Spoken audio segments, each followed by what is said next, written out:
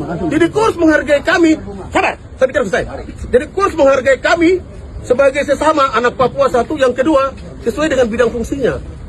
Selamat malam, saya Direktur LBH Papua. Dalam video kali ini saya akan tanggapi video viral perdebatan antara Kabak Ops Polresta Jayapura dengan Direktur LBH Papua yang sedang viral dan disalahartikan. Pada prinsipnya ada 6 hal yang kami catat menjadi hal yang penting kami klarifikasi sesuai dengan apa yang disampaikan oleh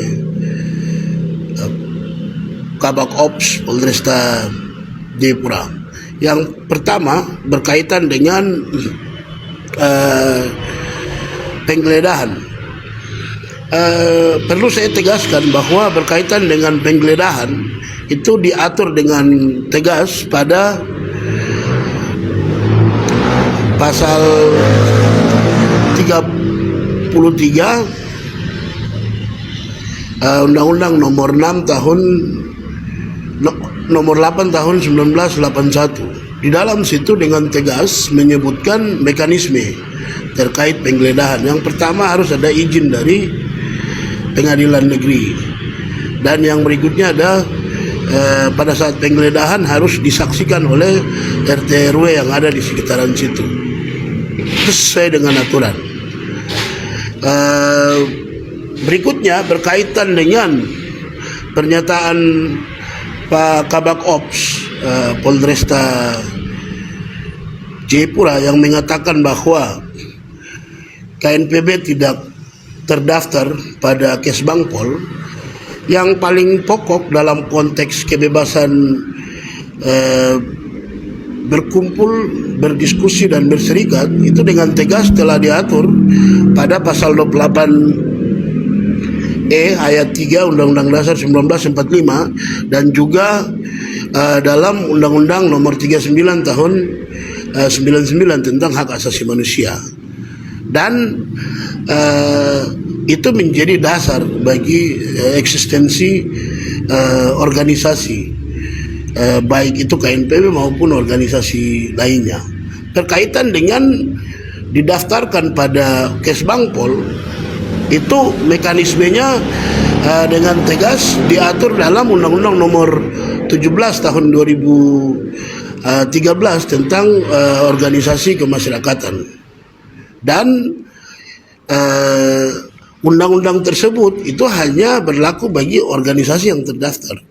Sementara yang tidak terdaftar itu tidak tunduk pada aturan tersebut. Dan yang perlu diketahui yaitu berkaitan dengan mekanisme pembubaran organisasi itu diatur pada pasal 70 dan 71. Caranya adalah diajukan ke kejaksaan, kemudian diajukan ke pengadilan dan akan disidangkan dan akhirnya akan diputuskan. Jadi ada mekanismenya berkaitan dengan pembubaran sebuah organisasi. Sehingga apabila KNPB terdaftar, mekanismenya ada itu. Dan yang perlu diketahui di sini bahwa di dalam Undang-Undang nomor 17 tahun 2003 tentang organisasi kemasyarakatan itu tidak mengatur tentang pidana. Sehingga menjadi pertanyaan kemudian apabila dalil organisasi KNPB tidak terdaftar itu menjadi dasar yang digunakan sebagai dalil untuk bebas melakukan tindakan apapun. Itu yang kedua. Yang ketiga berkaitan dengan pernyataan Kabak Ops Polresta Jayapura yang menyampaikan bahwa kami sama-sama orang Papua. Nah, di sini perlu kita pastikan bahwa seorang anggota polisi itu diberikan kewenangan lebih dan juga diberikan perlindungan hukum yang sangat kuat. Kewenangan lebih, apalagi yang punya jabatan, dia diberikan diskresi. Itu yang pertama. Yang berikutnya berkaitan dengan perlindungan berkaitan dengan perlindungan, dia dilindungi pada pasal 212 KUHP. Sehingga apabila ada yang mengganggu seorang anggota polisi dalam melakukan tugasnya, tentunya akan terkena pidana. Dan juga perlu diketahui bahwa ada penghapusan pidana sesuai dengan pasal 50 KUHP bagi seorang anggota polisi yang melakukan tugas. Itu kewenangan yang sangat lebih dan tidak dimiliki oleh orang Papua yang bukan polisi. Sehingga di sini kita tidak bisa menggunakan dalil kita sama-sama orang Papua. Memang sama-sama orang Papua, tapi karena Anda sebagai anggota polisi, Anda punya kewenangan lebih dan kekebalan hukum. Contoh seperti saya yang sebagai advokat, saya hanya dilindungi oleh undang-undang advokat dan itu hanya punya hak impunitas yang tidak bisa dilapor secara pidana dan perdata. Dan atas dasar itu kita sudah bisa menilai bahwa penggunaan kalimat kami sebagai orang Papua rambut keriting kulit hitam itu tidak bisa kita jadikan dasar, karena Anda sebagai polisi Anda punya kewenangan lebih besar dari itu. Yang berikutnya, pernyataan yang keempat berkaitan dengan kami tidak melakukan tindakan kekerasan pada saat itu atau melakukan tindakan pemukulan. Yang menjadi pertanyaan kemudian atau menjadi fakta yang kami temukan di lapangan, yaitu ada penangkapan secara sewenang-wenang yang dilakukan terhadap Omison Balingga dan juga Sadrat Laguan. Nah, ini menjadi fakta yang kemudian tidak sesuai dengan perintah pasal 17 dan 18 Undang-Undang Nomor 8 Tahun 1981 tentang hukum acara pidana, karena tidak ada surat tugas, tidak ada surat penangkapan dan juga tidak ada salinan surat penangkapan yang kemudian diberikan kepada keluarganya. Ini kemudian menunjukkan bukti bahwa penangkapan terhadap keduanya itu dilakukan secara sewenang-wenang dan itu melahirkan fakta adanya pelanggaran pasal 6 huruf Q Peraturan Pemerintah Nomor 2 Tahun 2003 tentang disiplin kepolisian. Berikutnya berkaitan dengan dalil ini adalah rumah atau tanah milik pemerintah. Kalau memang itu yang dijadikan dasar, kenapa rumah lain selain tempat di mana ada teman-teman melakukan kegiatan pernyataan sikap merayakan Hari Anti Rasisme itu saja yang dijadikan dasar? Kalau memang itu didalilkan sebagai tanah pemerintah, semestinya kan masyarakat sipil lainnya yang sedang tinggal di wilayah pemerintah itu dilakukan penggeledahan ataupun pengusiran. Nah, di sini kemudian kami temukan adanya fakta diskriminasi dalam melakukan menggunakan dalil tersebut, karena tidak dilakukan pada semua rumah yang ada di sana. Nah, atas dasar tindakan diskriminasi tersebut, jelas-jelas itu kemudian melahirkan fakta pelanggaran HAM dalam konteks perlakuan diskriminatif yang dilakukan oleh pihak kepolisian pada saat melakukan tugasnya. Di atas dari itu, berkaitan dengan dalil tidak nyaman atau tidak membuat masyarakat lain tidak merasa membuat masyarakat lain terganggu. Pertanyaan saya satu, kegiatan tersebut itu kan dilakukan di dalam pagar. Masyarakat siapa yang terganggu? Kegiatan tersebut itu dilakukan di dalam pagar Expo. Apakah kemudian itu bisa mengganggu aktivitas jalan raya AB Sentani? Tidak. Terus pertanyaannya, kenapa kemudian pendekatannya menggunakan pendekatan pengendalian huru-hara? Nah, sesuai dengan Peraturan Kapolri Nomor 2 Tahun 2019 tentang pengendalian huru-hara, itu dengan tegas menyebutkan apabila kondisinya itu harus kemudian menggunakan pendekatan huru-hara baru dilakukan. Kondisi di dalam lingkungan tersebut itu tidak harus.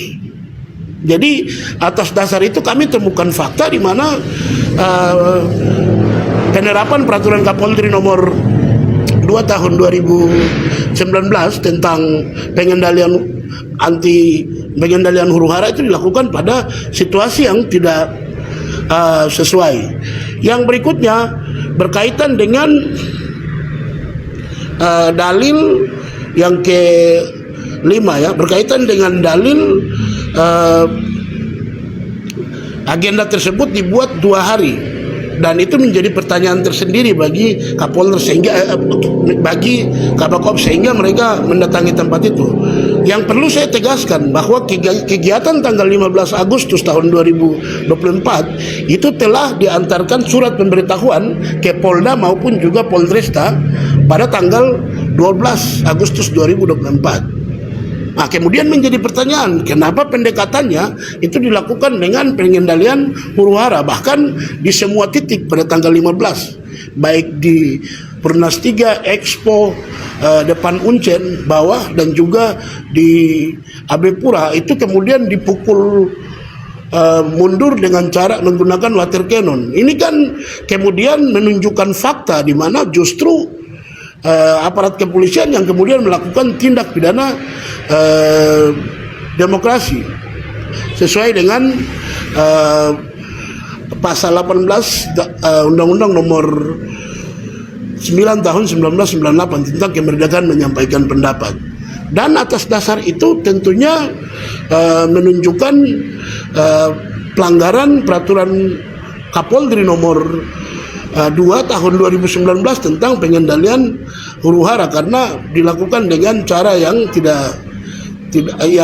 dilakukan kepada masa aksi, melakukan dengan cara yang damai. Dan ini juga lagi-lagi menunjukkan pelanggaran peraturan Kapolri nomor 8 tahun 2009 tentang implementasi standar dan pokok hak asasi manusia dalam tugas-tugas kepolisian negara Republik Indonesia. Yang keenam yang perlu saya tegaskan di sini yaitu berkaitan dengan etika berkomunikasi dan juga etika bernegosiasi. Saya pikir di pasal dalam peraturan Kapolri nomor 8 tahun 2009 tentang implementasi standar dan pokok hak asasi manusia dalam tugas-tugas kepolisian itu dengan tegas menyampaikan agar pimpinan Kapolri di wilayah hukum manapun wajib memberikan pelatihan terkait etika berkomunikasi dan berkomunikasi yang baik kepada bawahannya. Saya pikir dari perdebatan yang kami lakukan pada tanggal 16 itu saya tidak melihat adanya etika berkomunikasi dan juga bernegosiasi yang baik dipraktekkan pada saat itu, karena jujur saya pada saat itu didorong, tindakan didorong ini kan masuk dalam kategori pelanggaran pasal 351 ayat 1 Kitab Undang-Undang Hukum Pidana. Dan yang berikutnya, ketika kita berdebat, tidak ada ruang yang kemudian diberikan kepada saya untuk kemudian menjelaskan apa dasar saya sampaikan penggeledahan itu harus dilakukan dengan adanya surat izin dari pengadilan dan juga disaksikan oleh RT ataupun pemilik rumah. Ini kemudian yang saya pikir perlu saya sampaikan dalam klarifikasi saya tentang perdebatan antara Kabak Ops Polresta Jayapura dan Direktur LBH Papua yang kemudian disalahartikan. Perlu saya tekankan juga bahwa klarifikasi yang saya sampaikan ini bertujuan untuk memberikan pendidikan hukum kritis yang tepat dan agar masyarakat itu tidak terpengaruh dengan pandangan-pandangan yang tidak sesuai dengan aturan yang berlaku di negara ini. Mungkin itu yang dapat saya sampaikan. Selamat malam, Tuhan memberkati kita semua.